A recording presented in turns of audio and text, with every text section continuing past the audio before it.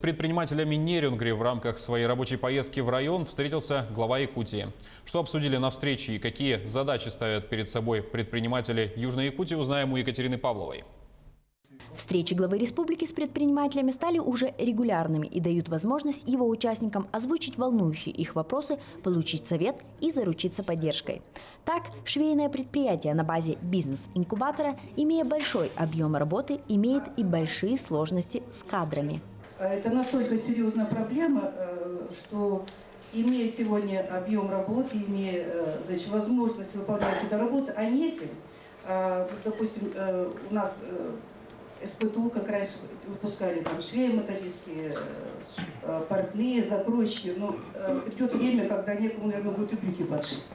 Вопрос, будет ли организовано в Нерюнгри обучение по таким рабочим специальностям. Узнав об этой проблеме, глава Якутии отметил, что непременно необходимо усилить среднее профессиональное образование и переориентировать учебные заведения на потребности района.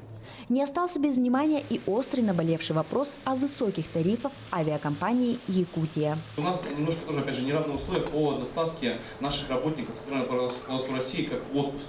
То есть мы, получается, несем как предприниматели, то есть дополнительное бремя, то есть мы обязаны оплачивать отпуск нашим работникам. То есть это действительно большая нагрузка для нас, опять же, в связи с этими тарифами.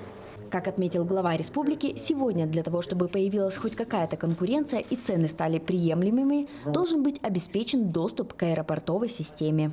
Здесь по Нерюнгри ситуация усугубляется тем, что у вас аэропорт он, не соответствует никаким условиям для приема воздушных судов высокого класса, и, соответственно, ни одна авиакомпания практически не хочет сюда летать. Сейчас вот реконструкция аэропорта началась, у нас подрядчик определен, мы надеемся, что в течение ближайших 3 лет, к концу 2022 года, здесь у нас в 2023 году уже работы будут окончены, и у нас аэропортовый комплекс в Чуйпане станет абсолютно соответствующим всем международным стандартам. В этом случае мы при наличии здесь достаточно серьезного пассажиропотока сможем уже рассчитывать на то, что другие авиакомпании, в том числе крупные авиакомпании российские, начнут сюда делать рейсы. Соответственно, это приведет к тому, что стоимость авиаперевозок будет сокращаться. Другого, на самом деле, рыночного механизма нет.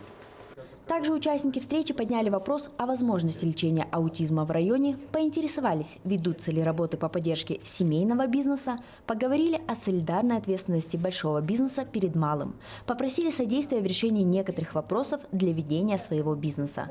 Подводя итоги встречи, Айсен Николаев поблагодарил представителей бизнес-сообщества за конструктивный диалог и отметил, что все предложения будут рассмотрены. Екатерина Павлова, Захар Головин, Вадим Барашков, Нерюнгри.